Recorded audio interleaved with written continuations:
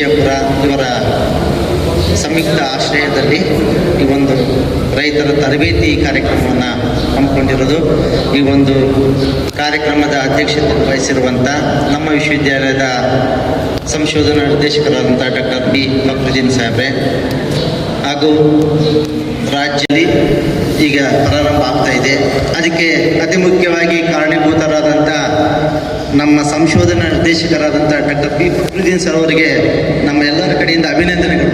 ಈ ಒಂದು 10 ಕೋಟಿ ಪ್ರಾಜೆಕ್ಟನ್ನು ತರಿಸಿರೋದು ಇದರಿಂದ ಏನಾಗುತ್ತೆ, ಲಿಂಬೆ ಒಂದೇ ಅಲ್ಲ, ಇತರ ಎಲ್ಲ ಬೆಳೆಗಳು ನಮ್ಮ ಭಾಗದಲ್ಲಿ ಬೆಳೆಯುವಂಥ ಎಲ್ಲ ಬೆಳೆಗಳನ್ನು ಅಲ್ಲಿ ಸಂರಕ್ಷಣೆ ಮಾಡಲಾಗುತ್ತೆ. ಸೊ ಅಂಥ ಒಂದು ಪ್ರಾಜೆಕ್ಟ್ 10 ಕೋಟಿಯಲ್ಲಿ ಈಗ ಬರ್ತಾ ಇದೆ. ಅದರ ಮುಖ್ಯ ಜವಾಬ್ದಾರಿಯನ್ನು ಡಾಕ್ಟರ್ ಬಿ ಫಕ್ರುದ್ದೀನ್ ಮತ್ತು ಡಾಕ್ಟರ್ ಸತೀಶ್ ಅವರು ಇದನ್ನು ವಹಿಸ್ಕೊಳ್ತಾ ಇದ್ದಾರೆ. ಇದ್ರ ಜೊತೆಗೆ ಭೌಗೋಳಿಕ ಮಾನ್ಯತೆ ಯಾಕೆ ಬೇಕು ಅನ್ನೋದನ್ನು ರೈತರಿಗೆ ಮನಮುಟ್ಟುವಂತೆ ಅವರಿಗೆ ತಿಳಿಸ್ಬೇಕಾಗದ ಒಂದು ಜವಾಬ್ದಾರಿ ಇರುತ್ತೆ. ಯಾಕಂದರೆ ಭೌಗೋಳಿಕ ಮಾನ್ಯತೆ ಪಡೆಯೋದು ಅಂತಂದರೆ ಭಾಳ ಕಷ್ಟದ ಕೆಲಸ. ಈ ಇಂಡಿ ಲಿಂಬೆಯನ್ನು ಭೌಗೋಳಿಕ ಮಾನ್ಯತೆ ಪಡಿಬೇಕು ಅಂತೇಳಿ ಭಾಳ 4-5 ವರ್ಷದ ಹಿಂದೆನೇ ಪ್ರಾರಂಭ ಆಯಿತು. ಅದಕ್ಕೆ ಅನೇಕ ಜನ ಕೆಲಸ ಮಾಡಿದ್ರು. ಆದರೆ ನಮ್ಮ ಸಂಶೋಧನಾ ನಿರ್ದೇಶಕರು ಅವರಿಗೆ ವಹಿಸಿದಾಗ ಅವರು ಸತತವಾಗಿ 1-1.5 ವರ್ಷ ಅವರು ಮತ್ತು ಅವರ ತಂಡದವರು ಇಂಡಿಯ ಸುತ್ತಮುತ್ತ ಸರ್ವೆ ಮಾಡಿ ಸಾಕಷ್ಟು ಪ್ರಗತಿಪರ ರೈತರು, ಶೇಖರ್ ನಿಂಬರಿಗೆ ಅವರಂಥವ್ರನ್ನ ಭಾಳಷ್ಟು ಜನ ರೈತರನ್ನು ಭೇಟಿ ಮಾಡಿ ಭಾಳಷ್ಟು ಲಿಂಬೆ ಬೆಳೆಯ ಪ್ರದೇಶಗಳಿಗೆ ವೀಕ್ಷಣೆ ಮಾಡಿ ಭೌಗೋಳಿಕ ಮಾನ್ಯತೆ ಸಿಗಬೇಕು ಅಂದರೆ ಅದನ್ನು ನಾವು ಪ್ರತಿಪಾದನೆ ಮಾಡಬೇಕು ಅಂತಂದರೆ ಸಾಕಷ್ಟು ಐತಿಹಾಸಿಕ ಹಿನ್ನೆಲೆಯನ್ನು ನಾವು ಕೊಡಬೇಕಾಗುತ್ತೆ. ಇದಕ್ಕೆ ಇದೇ ಪ್ರದೇಶದಲ್ಲಿ ಯಾಕೆ ಕೊಡಬೇಕು ಅನ್ನೋದು ಭಾಳ ಮುಖ್ಯ ಆಗುತ್ತೆ. ಯಾಕಂದರೆ ನಾವು ಒಂದು ಐತಿಹಾಸಿಕ ಹಿನ್ನೆಲೆ ಇಲ್ಲ ಅಂದರೆ ಅದಕ್ಕೆ ಭಾಳ ವರ್ಷದಿಂದ ಆ ಒಂದು ಪ್ರದೇಶದಲ್ಲಿ ಇದೆ ಅನ್ನೋದನ್ನು ನಾವು ತೋರಿಸಲಿಲ್ಲ ಅಂದರೆ ಯಾರು ಅದನ್ನು ಕೊಡೋದಿಲ್ಲ. ಸೊ ಅದಕ್ಕೆ ಐತಿಹಾಸಿಕ ಹಿನ್ನೆಲೆ ಮತ್ತು ಆ ಒಂದು ಪ್ರದೇಶದಲ್ಲಿ ಬೆಳೆಯದಂಥ ನಿಂಬೆಗೆ ಏನು ವಿಶೇಷತೆ ಇದೆ ಅನ್ನೋದು ತೋರಿಸ್ಕೊಡಬೇಕಾಗುತ್ತೆ. ಅದರ ಗುಣಮಟ್ಟ ಯಾವ ರೀತಿ ಬದಲಾವಣೆ ಇದೆ, ಬೇರೆ ಪ್ರದೇಶದಲ್ಲಿ ನಿಂಬೆ ಬೆಳೆಯೋದಕ್ಕೂ ಇಲ್ಲಿಗೂ ಏನು ಬದಲಾವಣೆ ಇದೆ ಅನ್ನೋದು ತೋರಿಸ್ಬೇಕಾಗುತ್ತೆ. ಸೊ ಅಂಥ ಒಂದು ಅದಕ್ಕೆ ಸಾಕಷ್ಟು ಲ್ಯಾಬೊರೇಟರಿಯಲ್ಲಿ ಪ್ರಯೋಗಾಲಯದಲ್ಲಿ ಕೆಲವೊಂದು ಪ್ರಯೋಗಗಳನ್ನು ಮಾಡಿಕೊಂಡು ಅದಕ್ಕೆ ಸಾಕಷ್ಟು ಗುಣಮಟ್ಟದ ವಿಶೇಷ ಗುಣಮಟ್ಟಗಳನ್ನು ನಾವು ಪ್ರತಿಪಾದನೆ ಮಾಡಿದ್ರೆ ಸರ್ಕಾರಕ್ಕೆ ಪ್ರಸ್ತಾವನೆಯನ್ನು ಸಲ್ಲಿಸಿದಾಗ ಅದಕ್ಕೆ ಸಾಕಷ್ಟು ಚರ್ಚೆಗಳಾಗಿ ತಜ್ಞರ ತಂಡ ನಿರ್ಧಾರ ಮಾಡಿ ಅದಕ್ಕೆ GI ಟ್ಯಾಗ್ ಕೊಡಬೇಕು ಬೇಡ ಅನ್ನೋದು ಹೇಳ್ತಾರೆ. ಸೊ ಅಂಥ ಒಂದು ಪ್ರಯತ್ನವನ್ನು ತೋಟಗಾರಿಕೆ ವಿಜ್ಞಾನಗಳ ವಿಶ್ವವಿದ್ಯಾಲಯ ಇವತ್ತು ಮಾಡಿದೆ. ಸೊ ಅದರಿಂದಾಗಿ ಇವತ್ತು ಲಿಂಬೆ ಅಂದರೆ ಇಂಡಿ ಅನ್ನಂಗಾಗಿದೆ, ಇಂಡಿ ಅಂದರೆ ಲಿಂಬೆ ಅನ್ನಂಗಿದೆ. ಇಂಡಿ ಲಿಂಬೆಗೆ ಸಾಕಷ್ಟು ಪ್ರಾಮುಖ್ಯತೆಯನ್ನು ಪಡ್ಕೊಂಡಿದೆ. ಈ ಭೌಗೋಳಿಕ ಮಾನ್ಯತೆ ಪಡೆದಾಗ ಏನಾಗುತ್ತೆ, ಅತಿ ಮುಖ್ಯವಾಗಿ ಒಂದು ಏನಂದರೆ ನಾವು ಭೌಗೋಳಿಕ ಮಾನ್ಯತೆಯನ್ನು ಪಡೆದೀವಿ ಅಂದರೆ ನಾವು ಅದರ ಬೆಳೆಯನ್ನು ನಮ್ಮ ಪ್ರದೇಶದಲ್ಲಿ ವಿಶೇಷವಾಗಿ ಕಾಪಾಡಿಕೊಳ್ಳೋದು ನಮ್ಮ ಜವಾಬ್ದಾರಿ. ಅದನ್ನು ಕನ್ಸರ್ವ್ ಮಾಡೋದು ಅಂತೀವಿ, ಕಾಪಾಡಿಕೊಳ್ಳೋದು ನಮ್ಮ ಭಾಳಷ್ಟು ಜವಾಬ್ದಾರಿ ಇರುತ್ತೆ.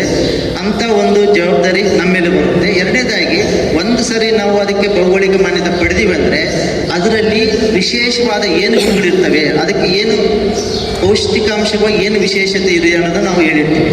ಅದನ್ನು ನೋಡಿಕೊಂಡು ಅಂಥ ನಿಂಬೆಯನ್ನು ಅದೇ ಪ್ರದೇಶದಿಂದ ಮಾತ್ರ ತರಿಸ್ಕೊಳ್ಳೋಕೆ ಸಾಧ್ಯ. ಸೊ ಅಂಥ ಭಾಳಷ್ಟು ಬೇರೆ ಬೇರೆ ದೇಶಗಳಲ್ಲಿ ನಿಂಬೆ ಬಳಕೆ ಇದೆ.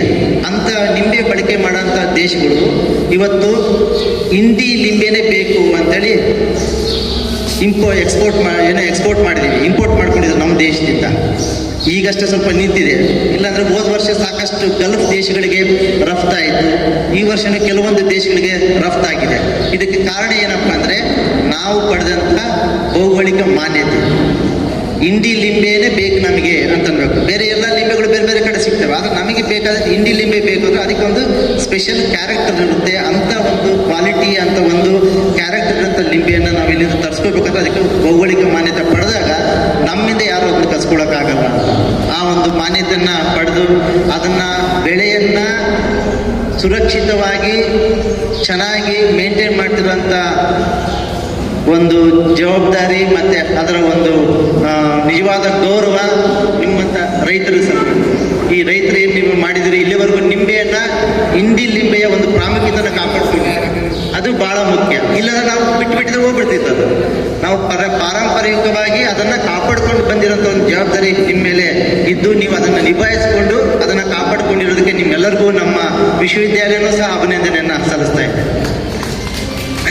ಇನ್ನು ಭೌಗೋಳಿಕ ಮಾನ್ಯತೆ ಪಡೆದ ಮೇಲೆ ನಮ್ಮದು ಏನಾಗುತ್ತೆ, ಅದಕ್ಕೆ ಎಕ್ಸ್ಪೋರ್ಟ್ ಮಾಡೋಕ್ಕಂತ ಹೋದಾಗ ಎಕ್ಸ್ಪೋರ್ಟನ್ನು ನಾವು ಭೌಗೋಳಿಕ ಮಾನ್ಯತೆಯ ಜೊತೆಗೆ ಅದಕ್ಕೆ ಮೌಲ್ಯವರ್ಧನೆಯನ್ನು ನಾವು ಸೇರಿಸ್ಕೊಂಡಾಗ ಹೆಚ್ಚಿನ ಪ್ರಾಮುಖ್ಯತೆ ಬರುತ್ತೆ. ಆ ಒಂದು ಮೌಲ್ಯವರ್ಧನೆಗೆ ಸಂಬಂಧಪಟ್ಟಂತೆ ನಮ್ಮ ವಿಶ್ವವಿದ್ಯಾಲಯದಲ್ಲಿ ಈಗಾಗಲೇ ಸಾಕಷ್ಟು ಸಂಶೋಧನೆಗಳನ್ನು ಸಹ ನಡೀತಾ ಇದ್ದಾವೆ. ಡಾಕ್ಟರ್ ಕಿರಣ್ ಕುಮಾರ್ ಗೋಡ್ಬೇಳೆ ಅವರು ನಿಮ್ಗೆ ಹೇಳ್ತಾರೆ ಯಾವ್ಯಾವ ರೀತಿಯ ಮೌಲ್ಯವರ್ಧನೆ ನಾವು ಮಾಡಿದ್ದೀವಿ ಅನ್ನೋದನ್ನು ನಿಮಗೆ ಸವಿವರವಾಗಿ ಹೇಳ್ತಾರೆ. ಅಂಥ ಮೌಲ್ಯವರ್ಧನೆಯನ್ನು ಮಾಡಿದಾಗ ಇಲ್ಲಿ ನಿಮ್ಮಲ್ಲೇ ಇರುವಂಥ ಒಂದು ಫಲಂದು FPO ಈಗಾಗಲೇ ಮೌಲ್ಯವರ್ಧನೆ ಮಾಡ್ತಾ ಇದೆ. ಸೊ ಫಲಂದು FPOದ ಅಧ್ಯಕ್ಷರು ಬಂದಿದ್ದರು. ಸೊ ಅವರೆಲ್ಲರೂ ಪೂಜಾರಿ ಅವರು ಬಂದು ಅವರು ಮೌಲ್ಯವರ್ಧನೆ ಈಗಾಗಲೇ ಇಂಡಿ ಲಿಂಬೆ ಬಿಜಾಪುರ ಜಿಲ್ಲೆಯಲ್ಲಿ ಒಟ್ಟು ಕರ್ನಾಟಕದ 85ರಷ್ಟು ಭಾಗ ಏರಿಯಾ ನಮ್ಮ ಬಿಜಾಪುರ ಜಿಲ್ಲೆಯಲ್ಲಿದೆ. ಅದರಲ್ಲಿ 50ರಿಂದ 60 ನಮ್ಮ ಇಂಡಿ ತಾಲೂಕನ್ನು ಒಂದೇ ತಾಲೂಕಿನಲ್ಲಿ ಅಷ್ಟು ನಮ್ಮ ಲಿಂಬು ಬೆಳೀತಾ ಇದ್ದೀವಿ. ಈ ಲಿಂಬೆಗೆ ಒಂದು ವಿಶೇಷವಾದ ಗುಣ ಇದೆ. ಏನಂತಂದರೆ ಇದು ಒಂದು ಗೋಲಾಕಾರದ ಮತ್ತು ರಸಭರಿತ ಮತ್ತು ತಿಳಿದು ಸಪ್ಪೆ, ಅದರ ಅರೋಮ ಮತ್ತು ಹೆಚ್ಚಿನ ಜ್ಯೂಸ್ ಕಂಟೆಂಟ್. ಅಂದರೆ ಒಂದು ಸಣ್ಣ ಮಗು ಅಂದರೆ ಅವರು ಹಿಂಡಿದಾಗ ಮ್ಯಾಕ್ಸಿಮಮ್ 95% ಅಷ್ಟು ರಸ ಹೊರಗೆ ಬರ್ತದೆ ಅನ್ನೋದು ಆ ಒಂದು ಇದು ಇದೆ. ಅದರ ಸಲುವಾಗಿ ಎಲ್ಲ ಇದು ಒಂದು ವಿಶೇಷವಾಗಿ ಇರೋದರಿಂದ ಇದಕ್ಕೆ GI ಮಾನ್ಯತೆ ಪಡೆದಿದೆ. ಈ GI ಮಾನ್ಯತೆ ಪಡೆದ್ರಿಂದ ಮೊನ್ನೆ ಈಗ ತಾನೇ ಒಂದು ಮನ್ ಕಿ ಬಾತ್ ಅನ್ನೋ ಒಂದು ಪ್ರಧಾನಮಂತ್ರಿ ಅವರು ಏನಿದು ಆಯೋಜನೆ ಮಾಡಿದಿರಲ್ಲ, ಅದರಲ್ಲಿ ಕೂಡ GI ಟ್ಯಾಗ್ ಒಟ್ಟು ನಮ್ಮ ಕರ್ನಾಟಕ ರಾಜ್ಯದಲ್ಲಿ ಹಲವಾರು 60ರಿಂದ 70ರಷ್ಟು GI ಟ್ಯಾಗ್ ಕೊಟ್ಟಂಥ ಪದಾರ್ಥ ಮತ್ತು ವಸ್ತುಗಳಿದ್ದಾವೆ. ಅದರಲ್ಲಿ ಒಂದು ಲಿಂಬೆ, ನಂಜುಂಡು ಬಾಳೆ ರಸ ಮತ್ತು ಬದನೆ, ಇವು 3 ಮನ್ ಕಿ ಬಾತ್ನಲ್ಲಿ ಪ್ರಸ್ತಾಪನೆ ಮಾಡಿದ್ದಾರೆ.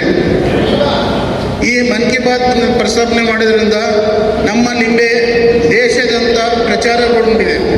ಈ ಪ್ರಚಾರಗೊಂಡದ್ರಿಂದ ನಮ್ಮ ಲಿಂಬೆಗೆ ಎಲ್ಲ ರಫ್ತಿನ ಬೇಡಿಕೆ, ಅಂದರೆ ಎಲ್ಲ ದೇಶಗಳಲ್ಲಿ ಇದು ಒಂದು ವಿಶೇಷವಾದ ಲಿಂಬೆ ಇದೆ. ಇದು ಒಬ್ಬರು ಪ್ರಧಾನಿಯವರು ಅವ್ರ ಮುಖಾಂತರ ನಮ್ಮ ಸಂದೇಶ ಕೊಟ್ಟಿದ್ದಾರೆ ಅಂತ ತಿಳ್ಕೊಂಡು ಎಲ್ಲ ರಫ್ತುದಾರರು ನಮ್ಮ ಇಂಡಿ ಲಿಂಬೆ ಬಗ್ಗೆ ತಗೊಳ್ಳಲು ಭಾಳಷ್ಟು ಆಲೋಚನೆ ಮಾಡ್ತಾ ಇದ್ದಾರೆ. ಇದರಿಂದ ನಮ್ಮ ರೈತರಿಗೆ ಸಾಕಷ್ಟು ಆದಾಯ ಕೂಡ ಈಗಾಗಲೇ ನಮ್ಮ ರೈತರು, ಪ್ರಗತಿಪರ ರೈತರು ಬೆಳೆದಂಥ ಈ ಲಿಂಬೆ ಸಸ್ಯಗಳು ಏನದಲ್ಲ ನಮಗೆ ಎಲ್ಲ ಕಡೆಯಿಂದ ಬರ್ತವೆ. ನಮ್ಗೆ ಇಂಡಿ ಲಿಂಬೆ ಬೇಕ್ರಿ, ಇಂಡಿ ಲಿಂಬೆ ಬೇಕು, ಸಸಿಗಳು ಬೇಕು, ಎಲ್ಲಿ ಸಿಗ್ತಾವ ಅಂತ ಕೇಳ್ತಾರೆ. ಫಾರ್ಮಲ್ಲಿ ಸಿಗ್ತಾವ, ಎಲ್ಲಿ ಸಿಗ್ತಾವ ಅಂದ್ರೆ ನಾವು ನಮ್ಮ ಹತ್ರ ರೈತರಲ್ಲಿ ಇಂಡಿಯಲ್ಲಿ ಬೆಳೀತಾ ಇದ್ದಾರೆ ಅಂತ ಹೇಳ್ತೀವಿ. ಇಲ್ಲ ಸರ್, ನಮಗೆ GI ಟ್ಯಾಗ್ ಆಗಂತ ಲಿಂಬೆ ಇಂಡಿ ಬೇಕು ಅಂತ ಕೇಳ್ತಾರೆ. ನಾರ್ಮಲ್ ಇಂಡಿ ಇಲ್ಲ, GI ಟ್ಯಾಗ್ ಆದಂತ ಇದು ಒಂದು ಗುರುತು. ಆ ಗುರುತಿನ ಸಲುವಾಗಿ ನಮ್ಮ ಎಲ್ಲ ಲಿಂಬೆ ಬೆಳೆಗಾರರಿಗೆ ಒಂದು ಒಳ್ಳೆಯ ಅವಕಾಶ ಸಿಕ್ಕಿದೆ. ಹೆಚ್ಚಿನ ಬೆಳೆಯನ್ನು ಬೆಳೆಯಲು ಮತ್ತು ಹೆಚ್ಚಿನ ಆದಾಯ ಪಡೆಯಲು ಈ ಒಂದು GI ಟ್ಯಾಗ್ ಮುಖಾಂತರ ನಾವು ಇದು ಮಾಡ್ಕೊಳ್ತಾ ಇದ್ದೇವೆ. ಇದ್ರ ಕುರಿತು ಒಂದು ದಿವಸ ತರಬೇತಿಯನ್ನು ಕೊಡೋದಕ್ಕೆ ಬಂದಂಥ ಎಲ್ಲ ನಮ್ಮ ವಿಜ್ಞಾನಿಗಳಿಗೂ ಮತ್ತು ಇಲ್ಲಿ ಬಂದಂಥ ರೈತರಿಗೂ ಈ ನನಗೆ ಮಾಡಲೇಬೇಕು. ಸೊ ಅವಾಗ ನೋಡಿದಾಗ ಅದು ವಹಿಸಿ ಕೊಟ್ಟಿದ್ದು ನಮ್ಮ ಸಂಶೋಧನಾ ನಿರ್ದೇಶಕರು ಡಾಕ್ಟರ್ B. ಫಕ್ರುದ್ದೀನ್ ಅವರಿಗೆ. ಅವ್ರು ಹೆಂಗಪ್ಪ ಅಂದ್ರೆ ಈಗ ಆಗ್ಬೇಕಾದ್ರೆ ಸಾಧ್ಯ ಆಗ್ಬೋದು ಅವರಿಗೆ. ಯಾಕಂದ್ರೆ ನನ್ನ ಟೀಚರ್ ಅವರು ಬಿಡಿ ನಾವು 20 ವರ್ಷಗಳು ಕೆಲಸ ಮಾಡಿದ್ದೀನಿ. ಅವ್ರು ಊಟ ಮಾಡೋದು ಗೊತ್ತಿರಂಗಿಲ್ಲ, ಏನೂ ಗೊತ್ತಿರಂಗಿಲ್ಲ. ಪಾಪ ಹೇಳ್ಬೇಕಂತಾರೋ ನಿಜವಾಗ್ಲೂ ಹೇಳ್ಬೇಕಾದ್ರೆ ಅವ್ರು ಇದ್ರೆ ಅಂತೇಳಿ ಇದು GI ಆಗಿದೆ, ಇಲ್ಲಾಂದ್ರೆ ಆಗ್ತಿದ್ದಿಲ್ಲ ಅಂತ ಹೇಳ್ಬೇಕು. ಅದ್ರಾಗೂ ನಾನು ಪಾಪ ಮೆಂಬರ್ ಇದ್ದೆ ಅದರೊಳಗಡೆ. ಇದಕ್ಕೆ ಇಷ್ಟು ಅಡ್ಡಾಡಿವಿ ಅಂದ್ರೆ ನಾವು ಲೆಕ್ಕ ಇಲ್ಲ. ನಿಮ್ಮರಿಗೆ ಅವ್ರು ಗೊತ್ತಿತ್ತು. ನಿಂಬರಿಗೆ ಒಂದು ಹೊಲ ಬಿಟ್ಟಿಲ್ಲ, ನಾವು ಎಲ್ಲ ಕಡೆ ಹೋದ್ವಿ. ನಿಂಬರಿಗೆ ಅವ್ರ ಕಡೆ ನಾವು ಹೋಗಿ 35 ವರ್ಷ 40 ವರ್ಷದ್ದು ಚೀಟಿ ಇಟ್ಟಿದ್ರು ಅವರು. ಆ ಚೀಟಿ ನಮ್ಮ GI ಪಡೀಲಿಕ್ಕೆ ಭಾಳ ಕಾರಣ ಆಯ್ತು ಅಂತ ಹೇಳ್ಬೋದು ನಾವು ಹೇಳ್ಬೇಕಾದ್ರೆ. ಅಂಥ ಒಂದು ಇತಿಹಾಸ. ಆಮೇಲೆ ಇಲ್ಲಿ ನಾವು ಕೃಷ್ಣ ಕುಲಕರ್ಣಿ ಅಂತಿದ್ರು. ಸೊ ಅದಕ್ಕೆ ಏನು ಎಲ್ಲ ಪ್ರತಿ ಸಲ ಕೊಡ್ತಿದ್ವಿ. ಡೆಲ್ಲಿಗೆ ಹೋಗ್ತಿದ್ದು, ಹೊಳೆ ಬರ್ತಿತ್ತು, ಅದು ಕೊಡ್ರಿ, ಇದು ಕೊಡ್ರಿ, ಅದು ಕೊಡ್ರಿ ಅಂತ. ಮತ್ತು ನಾವು ಎಲ್ಲ ಕಡೆ ಹೋಗಿ ಏನೇನು ಬೇಕಾದ ತೊಗೊಂಬಂದು ಮಾಡಿದ್ವಿ. ಸೊ ಎಲ್ಲರೂ ನಾವು ಈ ಒಂದು ಎಲ್ಲ ಹೇಳಬೇಕಪ್ಪ ಭದ್ರತೆಗೆ ಎಲ್ಲರೂ ಭಾಳ ಧನ್ಯವಾದಗಳನ್ನು ಹೇಳ್ತಾ ಈ ಒಂದು ಲಿಂಬೆಗೆ ಒಂದು ಒಳ್ಳೆಯ ಅವಕಾಶ ಇದೆ ನಮ್ಗೆ ಇಲ್ಲಿ ಹೇಳಬೇಕು ಅಂತಂದ್ರೆ. ಸೊ ಹಂಗಾಗಿ ರೈತರು ನಿಮ್ಗೆ ಆಲ್ರೆಡಿ ಲಿಂಬೆ ಬಗ್ಗೆ ನೀವು ಚೆನ್ನಾಗಿ ಬೆಳಿತೀರಿ ಇಲ್ಲಂತಲ್ಲ, ಬಟ್ ಇದು ಇವನ್ ಕೆವಿಗೆ ಚೆನ್ನಾಗಿದೆ, ಮೊದಲು ಕೆವಿಗೆನೂ ಇದ್ದಿಲ್ಲ ನಿಮಗೆ. ಆ ಟೈಮಿಗೆ ನಾವು ತಿಡುಗುಂದಿಯಿಂದ ನಮ್ದು ಒಂದು ಒಳ್ಳೆ ಟೀಮ್, ಆಚಾರ್ಯ ಇರ್ಬೋದು, ನದಾಫ್ ಇದ್ರು, ಸಿದ್ಧನಾಟ್ ಬಗ್ಗೆ ಎಲ್ಲರೂ ಸಾಕಷ್ಟು ಪ್ರೋಗ್ರಾಮ್ ಮಾಡಿದ್ದೀವಿ ನಾವು ಇಲ್ಲಿ ಲಿಂಬೆ ಬಗ್ಗೆ ಹೇಳ್ಬೇಕಾದ್ರೆ ಪ್ರಕಾಶ್. ಸೊ ತಾವು ಎಲ್ಲರೂ ಈ ಒಂದು ಏನಪ್ಪಾ ಅಂದ್ರೆ ಸುಧಾರಿತ ಬೇಸಾಯ ಕ್ರಮಗಳು ಮಾಡ್ಬೇಕು. ನಾವು ಆಕ್ಚುಲಿ ಹೇಳ್ಬೇಕಾದ್ರೆ ನಾವು ಏನು ಮಾಡ್ತೀವಿ, ರೈತರು ಯಾವುದೇ ಒಂದು ಗಾಡಿ ಹೊಸ ತಗೋತೀವಿ, ಅದಕ್ಕೆ ಎಲ್ಲ ನೋಡ್ತೀವಿ ನಾವು. ಕೆಲಸ ಕೃಷಿ ಮಾಡ್ಬೇಕಾದ್ರೆ ಏನೋ ನೋಡಂಗಿಲ್ಲ.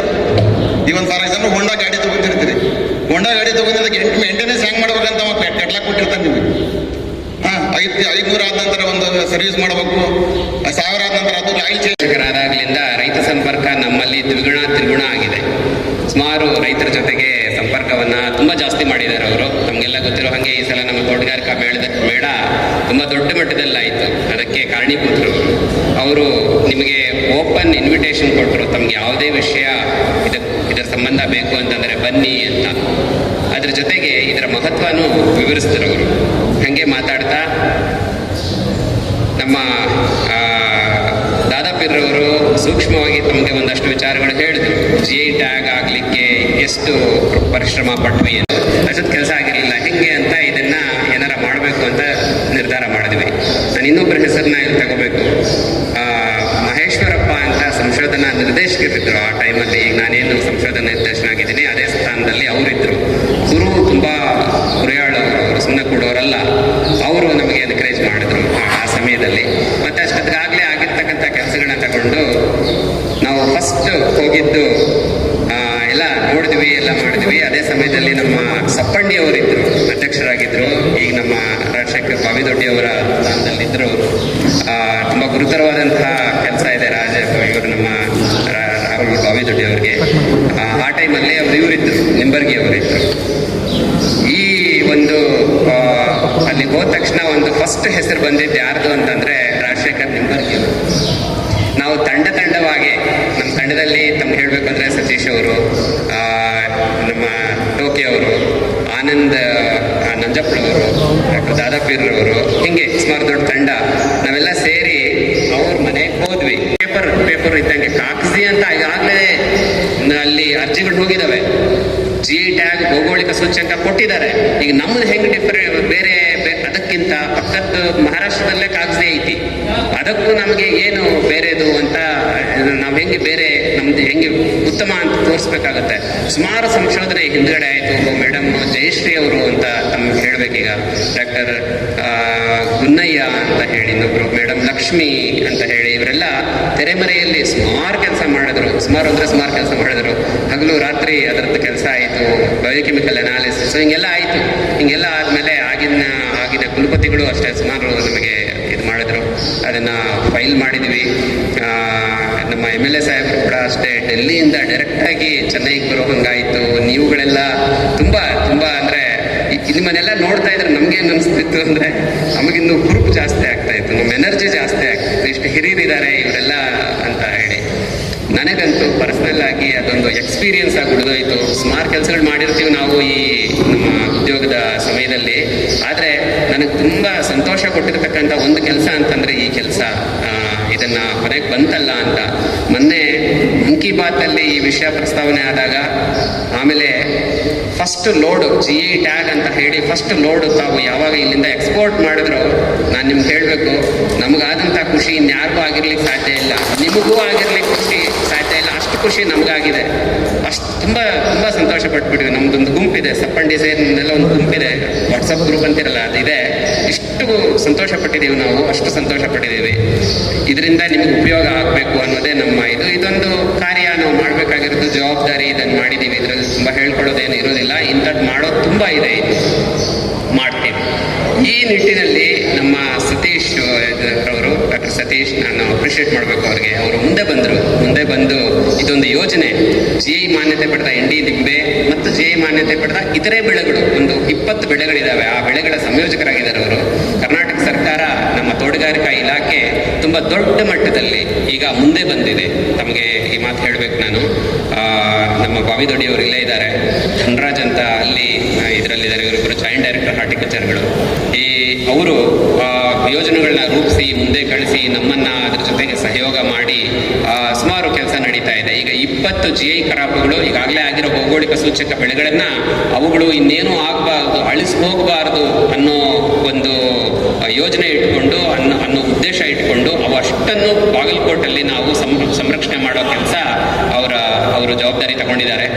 ಇದಕ್ಕೆ ಸರ್ಕಾರ ಇನ್ನೂ ಒಂದು ದೊಡ್ಡ ಮಟ್ಟದಲ್ಲಿ ಹೋಗಿ ಈಗಾಗಲೇ ಹೇಳಿದಂಗೆ ನಮ್ಮ ವಿಸ್ತರಣಾ ನಿರ್ದೇಶಕರು ಇದು ಇನ್ನೆಂದೆಂದಿಗೂ ಹಾಳಾಗಬಾರ್ದು ಅಂತ ಒಂದು ಜೀನ್ ಬ್ಯಾಂಕ್ ಕೂಡ ನಾವು ಮಾಡ್ತಾ ಇದ್ದೀವಿ. ಅದು ಕೂಡ ಬರ್ತಾ ಇದೆ. ಇವ್ಯಾವೂ ಅಳಿಸೋಗ್ಬಾರ್ದು, ಇಲ್ಲಿಂದ ಅಳಿಸಿ ಹೋಗಲೇಬಾರ್ದು ಅನ್ನೋ ಉದ್ದೇಶ ಇಟ್ಕೊಂಡು ಹಿಂಗೆ ಸುಮಾರು ಕೆಲಸ ಆಗ್ತಾ ಇದೆ. ಇತ್ತೀಚಿನ ದಿನಗಳಲ್ಲಿ ನಾವು KSTST ಅಂತ ಒಂದು ಸಂಸ್ಥೆ ಇದೆ, ಕರ್ನಾಟಕ ಗೌರ್ಮೆಂಟ್ನ ಸಂಸ್ಥೆ, ಇಂಡಿಯನ್ ಇನ್ಸ್ಟಿಟ್ಯೂಟ್ ಆಫ್ ಸೈನ್ಸಸ್, ಭಾರತೀಯ ವಿಜ್ಞಾನ ಸಂಸ್ಥೆಯಲ್ಲಿ ಇರುತ್ತೆ. ಅದು ಅವ್ರ ಜೊತೆ ಸಹಯೋಗ ಮಾಡಿಕೊಂಡು ಈಗಾಗಲೇ ತಮ್ಮಲ್ಲಿ ಒಂದಷ್ಟು ಜನ ಬಂದು ನಮ್ಮಲ್ಲಿ ಟ್ರೈನಿಂಗ್ ಮಾಡಿದ್ದೀರಾ, ಕಲ್ಟಿವೇಟರ್ ಸರ್ಟಿಫಿಕೇಟ್ ಅಂತ ಕೊಡ್ತಾ ಇದ್ದೀವಿ. ಅಧಿಕೃತವಾಗಿ ನಿಂಬೆ ಬೆಳೆಗಾರರು ಯಾರು ಅಂತ ಗುರುತಿಸ್ಬಿಟ್ಟು ತಮಗೊಂದು ಸರ್ಟಿಫಿಕೇಟ್ ಕೊಟ್ಟು ತಮಗೊಂದು ವಿಶೇಷವಾದಂತಹ ತರಬೇತಿ ಕೊಡಬೇಕು ಅನ್ನೋದರ ಒಂದು ಪ್ರಯತ್ನದಲ್ಲಿ ಈಗಾಗಲೇ 2 ಸಲ ತರಬೇತಿ ನಮ್ಮಲ್ಲಿ ಆಗಿದೆ. ಇದನ್ನ ಇನ್ನೂ ಜಾಸ್ತಿ ಮಾಡಿ ನಮ್ಮೆಲ್ಲ ಎಂಟೈರ್ ಇಂಡಿಯಾ 3 ತಾಲೂಕುಗಳಲ್ಲಿ ಅದನ್ನು ಮಾಡುವಂತ ಒಂದು ಯೋಜನೆ ಕೂಡ ನಮ್ಮ ಹತ್ರ ಇದೆ. ಅದಾಗುತ್ತೆ. ಇದಾಗಿ ಇನ್ನೂ ಮುಖ್ಯವಾದಂತಹ ವಿಷಯ ಏನು ಅಂತಂದ್ರೆ ಕ್ವಾಲಿಟಿ ಕಂಟ್ರೋಲ್. ಈ ಕ್ವಾಲಿಟಿ ಹೆಂಗಿರಬೇಕು, ಆ ಉತ್ಪಾದನೆ ನಮ್ಮ ಏನು ಬರುತ್ತಲ್ಲ ಅದಕ್ಕೆ ಹಣ್ಣುಗಳು, ಆ ಹಣ್ಣುಗಳ ಕ್ವಾಲಿಟಿ ಏನಿರಬೇಕು ಅನ್ನೋದನ್ನ ನಾವು ಒಂದು ಸರ್ಟಿಫಿಕೇಟ್ ಮಾಡಬೇಕಾಗುತ್ತೆ. ಅದನ್ನ ನಾವು ಮಾಡಿಕೊಡೋದು ಅಂತ ಹೇಳಿ ನಾವು ಅದನ್ನ ಒಪ್ಪಿದೀವಿ. ಅಲ್ಲಿ ಕೂಡ ಒಪ್ಪಿದೀವಿ. ಎಲ್ಲಿ ಇದು GI ತರುವಾಗ ಅದಕ್ಕೂ ಒಂದು ರೂಪುರೇಷೆ ನಡೀತಾ ಇದೆ. ಅದು ಕ್ವಾಲಿಟಿ ಪ್ರಾಡಕ್ಟ್ ಬರಬೇಕು ಅಂತಂದ್ರೆ ಈಗಾಗಲೇ ಸಂಶೋಧನಾ ಇವರು ನಮ್ಮ ವಿಸ್ತರಣಾ ನಿರ್ದೇಶಕರು ಹೇಳ್ದಂಗೆ ಏನು ಪರಿಕರಗಳು ಉಪಯೋಗ ಮಾಡ್ತೀವಿ ಅನ್ನೋದು ಬಹು ಮುಖ್ಯ. ಅವು ಎಷ್ಟು ಪ್ರಮಾಣದಲ್ಲಿ ತಿಪ್ಪಿ ಗೊಬ್ಬರ ಸಿಕ್ಕಾಪಟ್ಟಿ ಹಾಕ್ತೀವಿ. ಕೆಲವೊಬ್ಬರದ್ದು ತೋಟ ಚಲೋ ಐತಿ, ನಮ್ದು ಯಾಕೋ ಬರ್ತಿಲ್ಲ ಅಂತ ಹೇಳ್ತಾರೆ. ಇಲ್ಲಿ ಮುಖ್ಯವಾದಂಥ ಅಂಶ ಏನಂದ್ರೆ ಮಣ್ಣಿನ ಒಂದು ಆರೋಗ್ಯ. ಸೊ ನಾವು ಈ ಮೇಲೆ ಏನು ಕೊಡ್ತೀವಿ, ಏನು ಮಾಡ್ತೀವಿ ಅನ್ನೋದಕ್ಕಿಂತ ಬಹಳ ಮುಖ್ಯ ಮಣ್ಣಿನ ಆರೋಗ್ಯ. ದಯವಿಟ್ಟು ನಾವೆಲ್ಲರೂ ಮಣ್ಣಿನ ಆರೋಗ್ಯವನ್ನು ಕಾಪಾಡಿಕೊಳ್ಳೋದು ಬಹಳ ಮುಖ್ಯ. ಏನಿದು ಮಣ್ಣಿನ ಆರೋಗ್ಯ? ಸೊ ಮಣ್ಣಿಗೆ ನಾವು ಹೆಚ್ಚೆಚ್ಚು ಸಾವಯವ ಗೊಬ್ಬರಗಳ ಪ್ರಯೋಗ ಮಾಡೋದು ಬಹಳ ಮುಖ್ಯ ಐತಿ. ಅದನ್ನು ಮಾಡ್ತಿದ್ದೀವಿ. ಅದ್ರ ಜೊತೆಯಲ್ಲೇ ಏನಿದೆ ಅಂದರೆ ನಾವು ಮಣ್ಣಿನ ಪರೀಕ್ಷೆ ಮಾಡ್ತಾ ಇಲ್ಲ. ಸೊ ದಯವಿಟ್ಟು ಇದನ್ನು ನಾವೆಲ್ಲರೂ ಒಂದು ಸರಿ ಅಟ್ಲೀಸ್ಟ್ ನೀವು ಲಿಂಬೆ ಬೆಳೆಗಾರ ಇದ್ರೂ ಕೂಡ 2-3 ವರ್ಷಕ್ಕೆ ಒಂದೊಂದು ಸರಿ ಆದರೂ ನಾವು ಮಣ್ಣು ಪರೀಕ್ಷೆ ಮಾಡಿ ಏನು ಕೊರತೆ ಐತಿ, ಅದರಲ್ಲಿ ಏನು ಕೊರತೆ ಐತಿ, ಆಲ್ರೆಡಿ ಹಾಕ್ತಿದ್ದೀವಿ, ಅದರಲ್ಲಿ ಏನು ಕೊರತೆ ಐತಿ ಅದು ಗೊತ್ತಾಗುತ್ತೆ. ಅದು ಯಾವ್ದು ಕೊರತೆ ಐತಲ್ಲ ಅದನ್ನು ಹೆಚ್ಚಿನ ಪ್ರಮಾಣದಲ್ಲಿ ನಾವು ನಿಗ್ಸಿದ್ದೆ ಆದಲ್ಲಿ ನಾವು ಕೊಟ್ಟಂಥ ಗೊಬ್ಬರ 100% ನಮ್ಮ ಗಿಡಕ್ಕೆ ಸಿಗುತ್ತೆ. ಯಾಕಪ್ಪ ಅಂತಂದ್ರೆ ಇಲ್ಲಿ ನಮ್ಮ ಮಣ್ಣಿನ ರಸಸಾರ ಅಂತ ಇರ್ತದೆ, ಮಣ್ಣಿನ pH ಅಂತ ಕರಿತೇವಲ್ಲ, ಮಣ್ಣಿನ ರಸಸಾರ ಸಾಮಾನ್ಯವಾಗಿ ನಾವು ಲಿಂಬೆ ಬೆಳೆದಿದ್ರೆ 7.5 ಇರಬೇಕಂತ ಹೇಳ್ತೇವೆ. ಆದರೆ ನಮ್ಮ ಈ ಬಿಜಾಪುರ ಜಿಲ್ಲೆ ಅಥವಾ ಇಂಡಿ ಭಾಗದಲ್ಲಿ ನಾವು ಬಹಳಷ್ಟು ಮಣ್ಣು ಪರೀಕ್ಷೆ ಮಾಡಿಸಿದಾಗ 8, 8.5, 9 ತನಕ ಇದೆ. ಸೊ ಈ ಒಂದು pH, ಈ ಒಂದು ರಸಸಾರ ಇದ್ದಾಗ ಏನಾಗುತ್ತಾ, ನಾವು ಏನೇ ಗೊಬ್ಬರ ಕೊಟ್ಟರು ಕೂಡ ಅದು ಕರೆಕ್ಟಾಗಿ ಗಿಡಕ್ಕೆ ಸಿಗೋದಿಲ್ಲ. ಸೊ ಆದ್ದರಿಂದ ಈ ಮಣ್ಣಿನ ಪರೀಕ್ಷೆ ಮಾಡಿಸಿದಾಗ ಏನಾಗುತ್ತೆ, ನಮಗೆ ಎಷ್ಟು pH ಐತಿಲ್ಲ ಅದನ್ನ ಕಡಿಮೆ ಮಾಡ್ಕೊಳ್ಳೋಕೆ ಸಾಧ್ಯತೆ ಐತೆ. ಮಣ್ಣಿನ pH ಜಾಸ್ತಿ ಇತ್ತಂದ್ರೆ ಹೆಚ್ಚು ಈ ಸಾವಯವ ಗೊಬ್ಬರಗಳನ್ನ ಉಪಯೋಗ ಮಾಡೋದು. ಅದ್ರ ಜೊತೆಯಲ್ಲಿ ಇನ್ನೂ ಒಂದು ಸ್ಲರಿ ರೂಪದಲ್ಲಿ ನಾನು ಇನ್ನೂ ಒಂದು ಹೇಳ್ತೀನಿ, ನಾವೆಲ್ಲ ರೈತ ಬಾಂಧವರು ಏನು ಈ ಸಾವಯವ ಗೊಬ್ಬರಗಳೆಲ್ಲ ಕೊಡ್ತಿದ್ದಿಲ್ಲ, ಇದ್ರ ಜೊತೆಲಿ ಇನ್ನೂ ಒಂದು ಮಾಡ್ಬೋದು. ನಾವು ಏನಂದ್ರೆ ಸ್ಲರಿ ರೂಪದಲ್ಲಿ ಈ ಗೊಬ್ಬರನ ಕೊಡೋದು. ಯಾವ ರೀತಿ ಕೊಡ್ತೀವಿ, ನೀವು ಆಲ್ರೆಡಿ ಒಂದು 100 ಲೀಟರ್ ಒಂದು ಬ್ಯಾರಲ್ಗೆ ಒಂದು 20 kg ಹಸಿ ಸಗಣಿ, ನಮ್ಮ ದೇಶಿ ಆಕಳ ಸಗಣಿಯನ್ನು ಹಾಕಿ ಅದಕ್ಕೆ ಒಂದು 3 kg ಇಡೀ ರಾಜ್ಯದಲ್ಲಿ ಸುಮಾರು 60-70 GI